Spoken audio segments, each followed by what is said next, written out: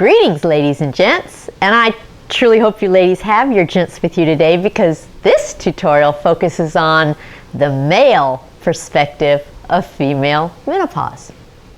You know, I'm Menopause Barbie, and I'm on a mission to teach you everything I can about menopause so that you can manage it your way and do a great job of it.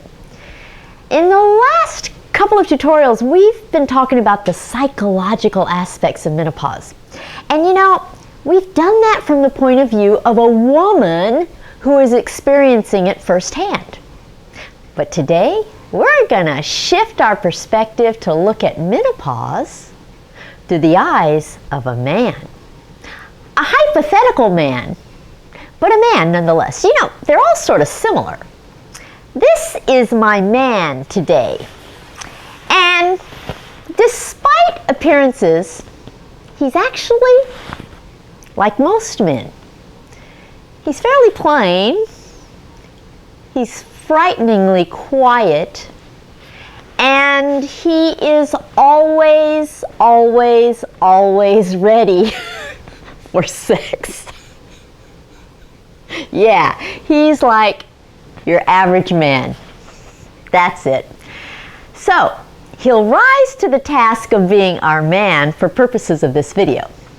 You see, I think it's good to get out of our own heads once in a while and see the world through different eyes. You see, sometimes we get so caught up in how we're feeling that we fail to consider what someone else is seeing. So let me shed light on your menopause from your man's perspective. Let's see what he sees. What's it like for him to see your menopause play itself out? You see, men and women do not experience the world similarly. In fact, the male and female brains work in completely different ways. The female brain is this complex, detailed, and multi-focused entity. And in contrast, the male brain is, well, pretty basic. I mean, look at this book. This book is entitled The Female Brain. And this book, by the very same author, is entitled The Male Brain. Now, notice how much larger the female brain is than the male brain. The book is bigger and the brain is better when it comes to females. Just thought I'd point that out. Anyway, it's important for you to understand that your man experiences your menopause in a completely different way than you do. You know, this actually reminds me of my days in active practice when I was dealing with infertility patients. Let me tell you something. The most neurotic patients of all are the infertility patients. And when a woman wants a baby, she gets desperate. And she'll do anything to get pregnant. She swears that if she gets pregnant, it'll be a dream come true and she'll be happy forever and ever and ever. Amen. So getting pregnant becomes this great big mission, and she's out to prove that it is not a mission that's impossible. So now, at first, her husband is all for it. I mean, he sees it as an opportunity to have a lot of great sex. That's how he sees the whole infertility thing. But when a woman is on a mission to get pregnant, nothing else matters. So, after explaining all the stages and dealing with infertility, we set out to achieve pregnancy. And the woman takes her basal body temperature every day, checks her cervical mucus, documents when she's ovulating, and tries to have intercourse at the most optimal times. And apparently, while she's doing all that, she's talking about all that. And that's all she's talking about. She's on a mission, and she wants to share every second of it with her man. Problem is, all that talking about it becomes a problem. You see, I always advise my infertility patients to just go buy some nice, sexy lingerie, keep their basal body temperature and ovulation schedules to themselves, and just seduce their man at the right time. I'd say, make him feel like Superman. He doesn't need to know any details about getting pregnant. Just make it all about sex. Men are simple. For them, everything's about sex. But no, that would be too passive. Tisk, tisk, tisk. Not only does the woman share every detail about her temperature and cervical mucus with her man, she skips the lingerie, forgoes the romance, and requires him to perform sexually on demand. Now, the poor guy just wants to have a lot of crazy sex. He doesn't want to feel like a life support system for a penis. But he can't tell her that. She's already so high-strung and determined that she'll practically shoot him if he so much as thinks about not complying with her wishes. So what does the poor guy do? He calls me and he says, "Please, just tell her to stop. Tell her to leave me alone. I want a baby too, but not if this is what it takes to get one." You see, he views infertility differently than she does. And he feels the pain of it differently too. Oh, and then when she finally does get pregnant, despite all her proclamations that it would make her so happy, that's when all the complaining begins. So ladies, just as your guy sees infertility differently than you do, he sees your menopause differently than you do. And I'm going to use my female psyche to help you peer into the male psyche. And, you won't find this material in the book or in the notes, and you won't need it. The only thing you're going to need is your guy to affirm what I present to you. So here we go.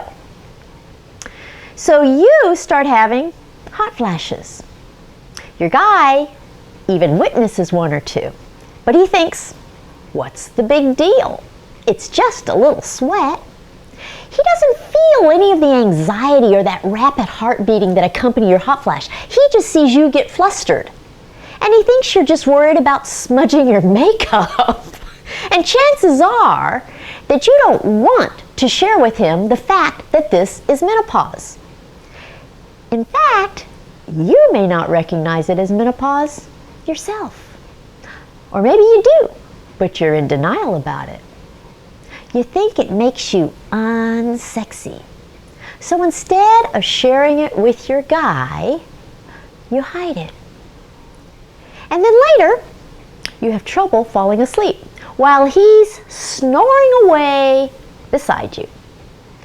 Of course, his snoring makes it even more difficult for you to fall asleep. So maybe you wake him up and tell him you can't fall asleep because of his snoring. Most likely, he'll suggest that you have sex to make it easier for you to fall asleep.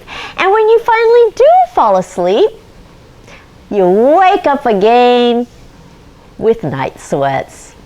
The bed is soaked, and you can't believe your husband can even sleep through these sweat-soaked sheets. But he's sleeping soundly and snoring away.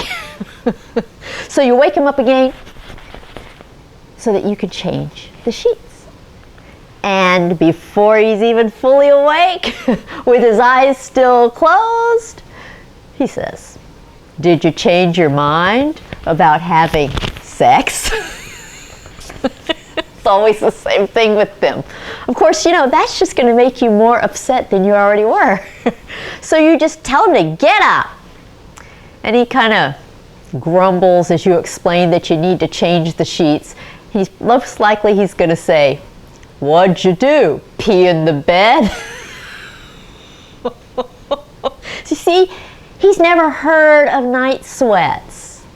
And of course, you don't want to tell him that you're having night sweats because of menopause. And you probably really don't know which is worse, bedwetting, or menopause. So you remain vague. You even possibly contemplate creating a great big lie about having a fever. But before you can develop that lie, he says, why change the sheets now? If they're already wet, why not just have really messy, wet sex on the already messed up, wet sheets? And that makes you even more angry. So you might decide to tell him that it is urine. Well, what's a little pee, he says. If we're not going to have sex, why not just sleep on the dry areas outside the pee flood zone? See, he doesn't even view sleeping on urine-soiled sheets as gross. He thinks, heck, animals sleep on the ground that's soaked with urine. So, privately, he's thinking if you had just had sex like he suggested, you probably wouldn't have wet the bed. Really, to him, sex is the solution for just about everything. Now, overall, you will see this scenario as humiliating, but he views it as no big deal. And yet, you're mortified by the whole thing. Now, obviously, the next day, you're both going to wake up completely fatigued, and your man just can't figure out what your problem is. The day before, he asked you to be sure to iron his special shirt for an important meeting. You forgot. The mere thought of being near a hot iron with your hot flashes made you sweat. So he ends up wearing some mundane shirt and shakes off the fatigue as he heads off to the office without his breakfast because you forgot to go grocery shopping too. And when he comes home from work, you're sitting in the den, drinking wine, and you're in a very bad mood. So he assumes it's PMS, although he could swear you just had PMS a couple days ago. He almost asks you about it, but reconsiders. The last time he mentioned your sour mood, he had to sleep on the sofa for a week. But, you know, with your bedwetting, he thinks that maybe the sofa isn't such a bad idea. Then he goes to the bedroom to change his clothes. And when he comes back to the den, you're sitting there still, sipping your wine and doing absolutely nothing. He realizes you sure have been going through a lot of wine lately. Come to think of it, you've been so focused on wine that you haven't even remembered to shop for groceries. And he finds in the kitchen only 3 things: bread, chocolate, and more wine. He really wants to ask what's for dinner, but he holds his tongue. You see, he has to really think before his every move. He feels like no matter what he does, he gets in trouble. And he believes you're really kind of going crazy.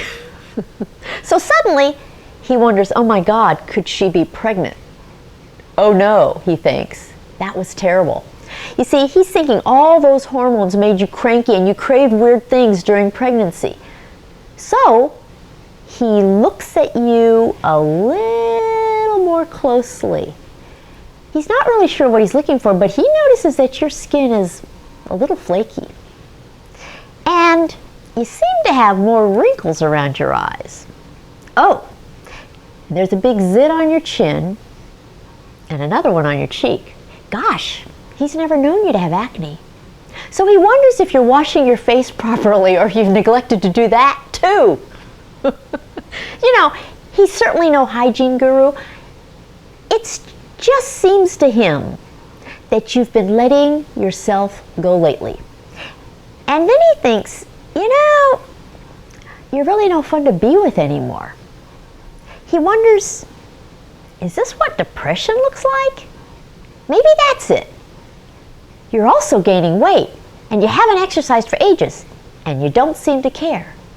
So he just hopes that you'll get back into action soon because, you know, out of shape women just aren't his thing.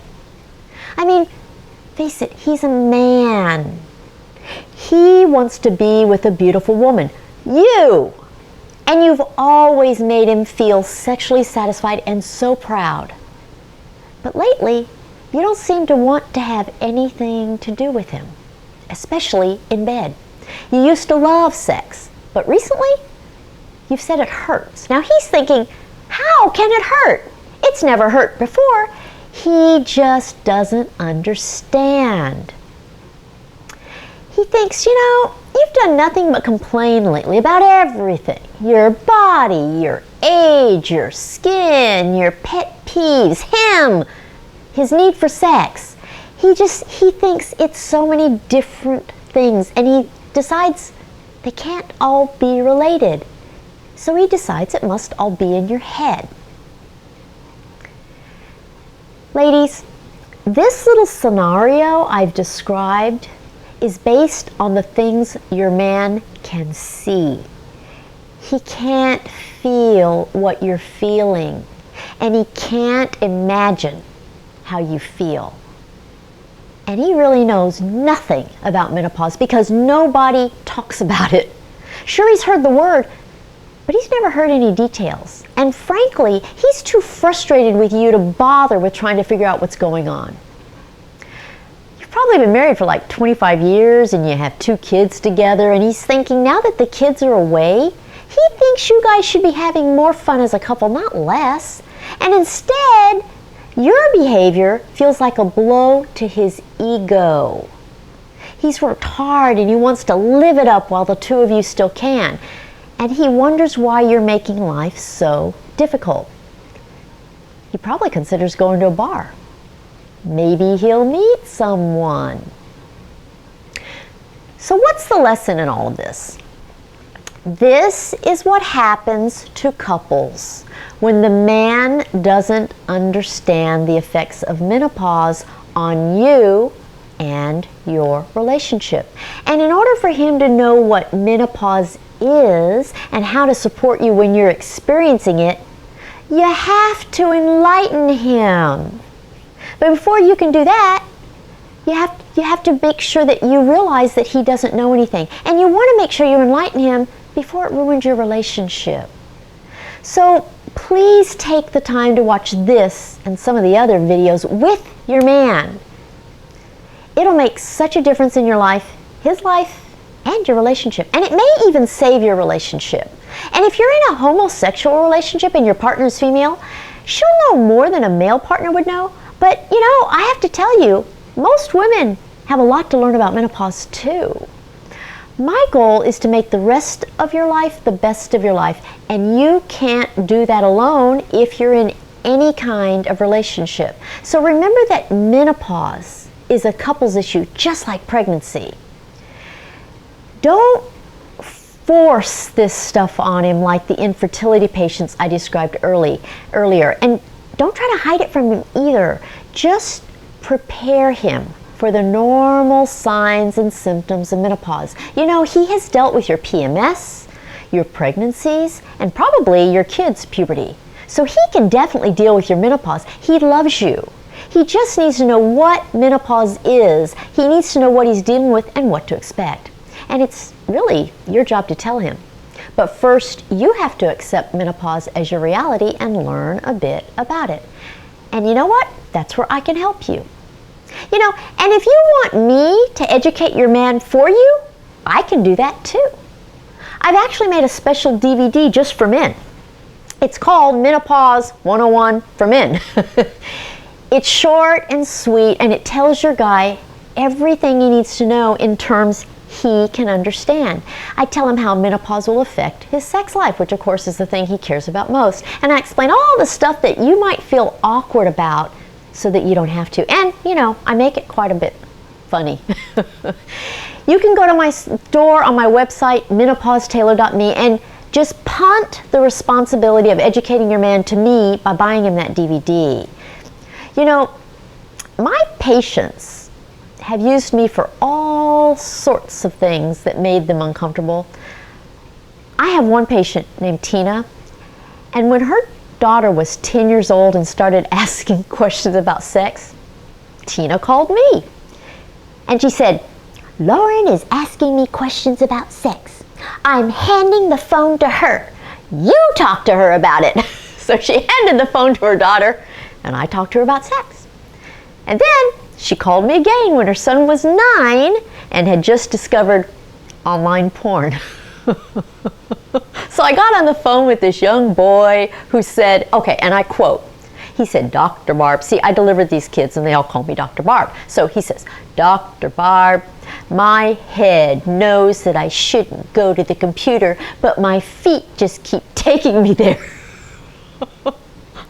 I couldn't make something like that up. I promise you that's what he said. And when her daughter Lauren was 18 and wanted a boob job, she called me for that too. Of course, I told Lauren she was out of her mind for wanting a boob job at 18, and then I told Tina she was out of her mind for letting her daughter talk her into a boob job at age 18. And that's when Tina said, I didn't let her talk me into anything. Haven't you figured it out? And I said, haven't I figured what out? And Tina said, I don't deal with any uncomfortable things from my children. I just call you and let you be the bad guy. So you can use me too. You can let me be the bad guy or the bearer of awkward news or whatever. I'm actually quite good at it, and it doesn't make me uncomfortable in the least. In fact, I have one Menopause 101 for Men DVD to give away. All you have to do is enroll for the giveaway right there in the descriptive section of this video, and we'll declare the winner 1 week from today. That will be the entry deadline of 12 a.m. Central Time on Tuesday, September 5th, 2017.